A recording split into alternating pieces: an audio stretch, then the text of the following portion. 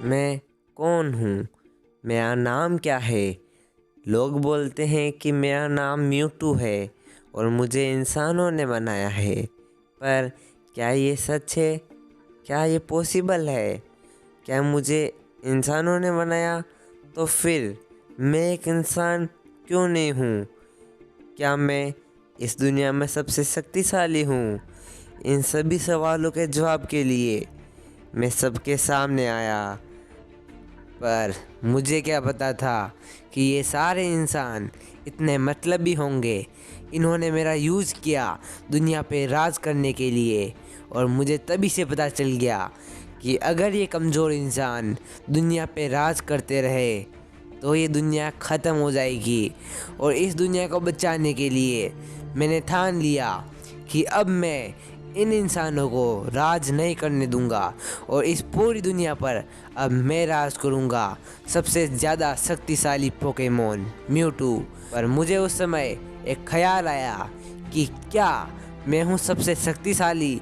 अगर हूँ तो सबसे शक्तिशाली पोकेमोन को मैं हरा कर दिखाऊंगा। तो उसी वक्त मैंने ठान लिया कि मैं दुनिया के सबसे शक्तिशाली पोकेमोन आर्सियस को हरा कर रहूँगा। पर मुझे पता नहीं था कि आर्सियस कहाँ है। तो मैंने सोचा कि आर्सियस तो भगवान है, वो आसमान के सिवा कहाँ होगा। तो मैं आसमान की ओर बढ़ता गया। मुझे बहुत सारे पोकेमोन मिले, जैसे कि रेक्वाजा, पाल्किया, दियालका, गिराटिना। मैंने इन सब को हरा दिया, पर मैं भी थोड़ा थक चुका था। और फिर मैं आर्सियस को ढूंढता रहा। पूरे 1 साल हो गए, मैं आर्सियस को नहीं ढूंढ पाया। अब पूरे 2 साल हो गए, मैं फिर भी आर्सियस को नहीं ढूंढ पाया। और मुझे इतनी ज़्यादा थकान महसूस हो रही है कि मैं आपको कह नहीं सकता। और मुझे चक्कर आने ही वाले थे।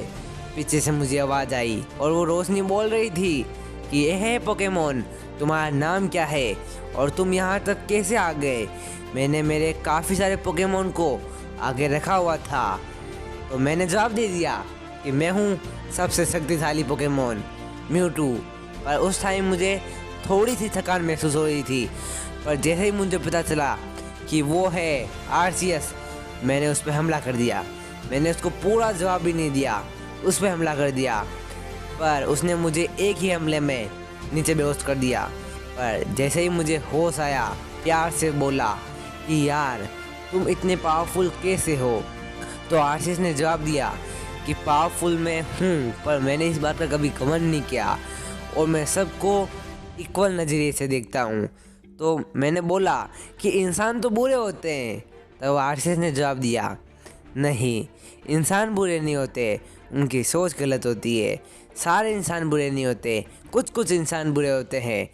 अगर तुम्हें इस दुनिया को बेहतर बनाना है तो तुम्हें उन बेकार इंसान, यानी कि जो बुरे इंसान होते हैं, उनको बाहर निकालना होगा।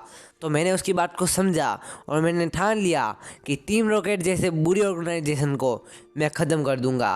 पर मैंने आर्सियस को बोला कि मैं सबसे ताकतवर क्यों नहीं हूँ, तुम हो मेरे से पावरफुल। तो आर्सियस ने मुझे एक चमकता हुआ पत्थर दिया। मैंने उसको ले लिया, मैंने उसको आशीर्वाद के रूप में लिया। तो मैं उस पत्थर को लेकर सीधा ज़मीन पर गिरा, पता नहीं कैसे। शायद तक आर्सियस ने मुझे भेजा होगा। और उस जंगल में मेरे जैसे काफ़ी ज़्यादा पोकेमोन थे, जैसे कि ड्रैगनाइट या फिर कई सारे दूसरे पोकेमोन। मैं उनके साथ रहने लगा। तब जाके मुझे पता चला कि यार पोकेमोन बुरे नहीं होते, इंसान भी बुरे नहीं होते, खाली बुरे होते हैं कुछ लोग। और मुझे उन्हीं लोगों को सुधारना है और पूरी दुनिया को अच्छा बनाना है। आर्सियस से मिलने के बाद मैंने समझ लिया था, मैंने ये बात ठान ली कि इस दुनिया को मैं अच्छा बना के रहूँगा। पर उसके लिए मुझे चाहिए कोई ऐसा ट्रेनर जो कि मेरे साथ मिलकर टीम रॉकेट को ख़त्म कर सके। तो मैं चला गया गुफा में। अगर किसी ट्रेनर में दम होगा तो वो मेरे पास आएगा और मुझे पकड़ के दिखाएगा।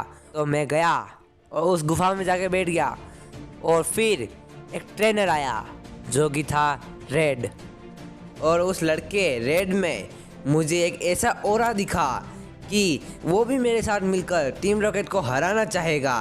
पर पहले मैं उसकी परीक्षा लेना चाहता था। तो मैंने ठान ली कि मैं इसे लड़ूंगा और इसको दिखा दूंगा कि मैं हूँ सबसे पावरफुल। तो उस रेड ने यूज़ किया अपना चार्जार्ड, जो कि आगे चलकर मेगा इवॉल्व हो गया। तो मैंने सोचा कि ये चमकीला पत्थर किस काम का, मैंने भी उसको यूज़ किया और मैं भी एक मेगा इवॉल्व हो गया। मुझे पता नहीं था उस टाइम इसको क्या बोलते हैं, पर जो भी हुआ मैं पावरफुल हो गया था। और फिर मैंने रेड के साथ मुकाबला किया और रेड के अंदर और उसके चार्जार्ड के अंदर मुझे एक ऐसा वाला दिखा कि मैं उसके पास जाने से रोक नहीं पाया और मैं जानबूझकर वो मैच हारा ताकि मैं रेड के साथ रहकर टीम रॉकेट को हरा सकूं। तो जैसे जैसे रेड ने अपनी मास्टर बॉल के अंदर मुझे पकड़ लिया, फिर होना क्या था, जैसे ही रेड ने मुझे बाहर बुलाया मैंने अपनी साइकिक पावर से रेड के साथ बात करना स्टार्ट किया। मैंने अपनी साइकिक पावर से रेड से बात की। रेड से बात करने के बाद मुझे पता चला कि रेड भी अपनी किसी प्रॉब्लम में फंसा हुआ है। उसने बहुत सारे पोकेमोन को हराया है और रेड ये भी बोल रहा था कि उसने बहुत सारे पोकेमोन की जान ले ली, उसी कारण वो भी इस गुफा में तपस्या करने के लिए आया है। तो मैंने भी बोल दिया कि मैं तुम्हारी तपस्या भंग नहीं करूँगा, मैं टीम रॉकेट को अकेले हराऊँगा। तो उस टाइम मैंने बोला रेड को, प्लीज़ मुझे जाने दो, मुझे टीम रॉकेट को हराना है। तो रेड ने मुझे बोल दिया कि तुम जा सकते हो, पर एक शर्त है, और वह शर्त ये थी कि मुझे पूरी इंसानियत की रक्षा करनी होगी और टीम रॉकेट को बर्बाद करना होगा। तो मैंने भी रेड से बोल दिया, जी हाँ, मैं इसी काम के लिए आया हूँ और टीम रॉकेट को तो मैं बिल्कुल बर्बाद कर दूँगा। तो मैं जैसे ही बाहर निकला मैंने पता किया कि टीम रॉकेट का बॉस कौन है और मुझे पता भी चल गया कि टीम रॉकेट का बॉस जियोवानी दी जिम लीडर है। मुझे ये बात जान के थोड़ा सा शौक हुआ, क्योंकि एक जिम लीडर और टीम रॉकेट का बॉस कैसे हो सकता है। जैसे तैसे मैंने इस बात को सहन किया और मैं निकल पड़ा जियोवानी से लड़ने। मैं डायरेक्ट जियोवानी की जिम पे गया और वहाँ पर जाकर मैंने जियोवानी को चैलेंज किया और जियोवानी ने मेरा चैलेंज एक्सेप्ट किया, पर मुझे उस पर यकीन नहीं करना चाहिए था। उसने धोखे से मुझे पकड़ लिया और किसी मशीन में मुझे कैद कर लिया। बाद में उसने मुझसे यार बहुत बुरे बुरे काम करवाए जो कि मैं करना नहीं चाहता था, पर जैसे तैसे मैंने मेरी साइकिक पावर से पूरी जिम को बर्बाद कर दिया। पर मेरे से एक गलती हो गई कि जियोवानी भाग गया। मैं बहुत ज़्यादा तड़पता रहा जियोवानी को पकड़ने के लिए, पर ये हो ना पाया। तो मैंने एक और प्लान किया जियोवानी को पकड़ने के लिए। तो बाद में मैंने एक सीक्रेट आइलैंड पर जाकर वहाँ पर मैंने मेरी रिसर्च लैब बनाई और वहाँ पर मैंने जियोवानी की पूरी डिटेल इकट्ठा की और बाद में मुझे पता चला कि जियोवानी की कमज़ोरी क्या है, उसकी ताकत क्या है।